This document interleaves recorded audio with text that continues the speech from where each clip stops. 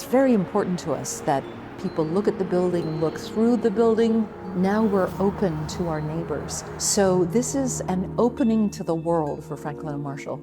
And with this magnificent forest around us, these 100-year-old trees, it really helps keep our students immersed in nature, even when they're indoors. I'm looking at a tree behind you right now, which is just splendid. Everywhere you look, I see a tree trunk here, I see a tree trunk. Everywhere I look, I see the tree.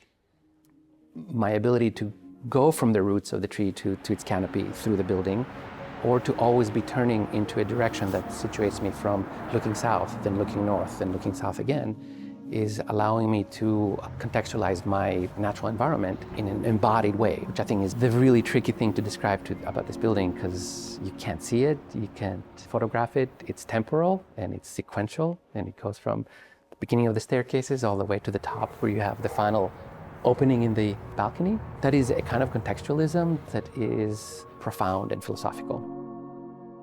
Hello, good to see you. Good to see you. Oh my God. One of the things that I felt when I came here, when I looked at this building and I saw these octagonal verticals, 4 of them, and the way that this building is made, it's very inventive. I felt free when I look at this building. And Ben Winter, the great donor client, wanted a piece of modern architecture for the art school.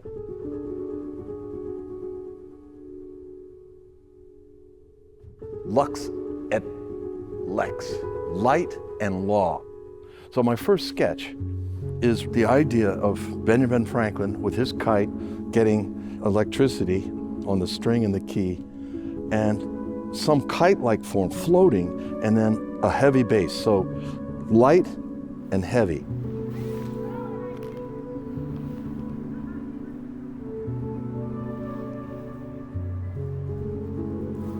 These are amazing old trees, some hundreds of years old, and huge trees. And I said, this building should defer to these gigantic trees. And I made this sketch where the root balls of these giant arboretum trees shape this building. So it would be concave around the whole architecture. And then now, the clarity of the heavy and the light had a geometry.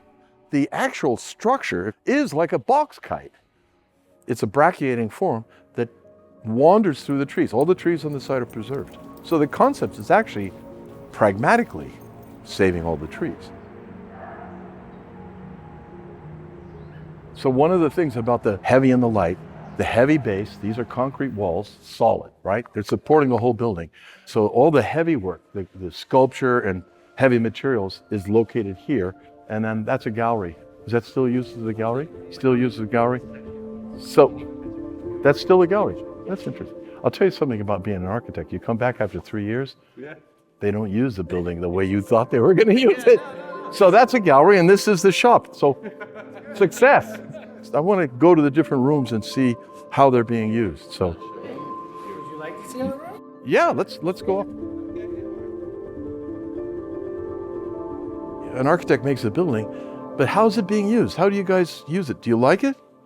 By the skylight and the space and the activity that goes on, it's really nice to run into the students, and see what they're doing, the youthful energy around, and we spent quite a large amount of time here. Yeah, you can tell it's lived in. Right. This looks like an apartment. Yeah, it's very feels very. So what music do you compose the music? Yeah. Can we hear something? Yeah. I love my machine because my life depends on it. Every day, every hour, every minute. Inside out, outside. I don't even remember this room, by the way. I'm going to look at my drawings, and I think this is supposed to be a storage room for the auditorium. I really love the fact that this is very used, When you just open the building, these rooms are empty, and you wonder what's going to go on in there. Now you don't wonder what's going on. Look at all that paint. Look at the empty containers. Look at the printing. You can feel the energy of somebody creating something in here. Fantastic. I am a business and Spanish major here, so I have no connection to art or have not taken any art classes actually, but I find this place to be really beautiful and really nice, whether it's in the daytime with all the natural light, but also it provides like a isolation that I don't get anywhere else on campus. And so whether it's a classroom, the atrium, or just like a regular conference room, it's really nice to just do work and kind of chill with my friends. One of the really nice features of this building is when you walk in, it doesn't feel like there's any hallways. All of the space is usable. So even when you're transitioning between rooms, the space that you're in just adjoins to all the classrooms and lets you go between, but there's also spaces to sit and hang out and talk. A lot of professors like to leave the doors to the classrooms open. All of them are really large and they like turn on these axes so that they don't feel really like a door, they feel more like a movable wall. And you feel a lot more connected with the people in the other classes, even though you're not in these classes together, you're all learning together. Even though we have a lot of rooms here, it doesn't have hallways. It has this sort of commons area and then big pivot doors that open onto the commons area. And here you can see the real idea of the roof. The box kite structure is in the walls, and then the roof is also made out of the same magnetic induction bent pipes. And then the Amish craftsmen laid in all the roof beams, and they did it in like a week and a half. It was amazing. So the entire top of the building is Amish built. So this building is rather light. See, downstairs, if I go knocking on a wall, it's heavy. But this is wood. There's a truss in there. It's a wood wall. And in every room in this building, there's natural ventilation and natural light.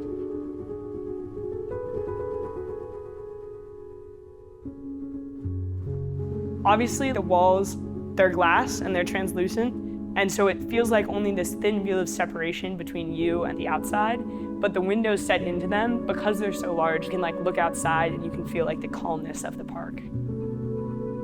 You have this idea that the building's gonna respond to these root balls. Now, how are you gonna do this? You can't afford curved glass, but if you use glass structural plank, you can go around the corner. These are facets, these are square. There's no curved glass in this building. It's too expensive. But what's interesting about this is it's the super insulated wall with Okolux, which is like polar bear hair, hollow. It's very, very ecological.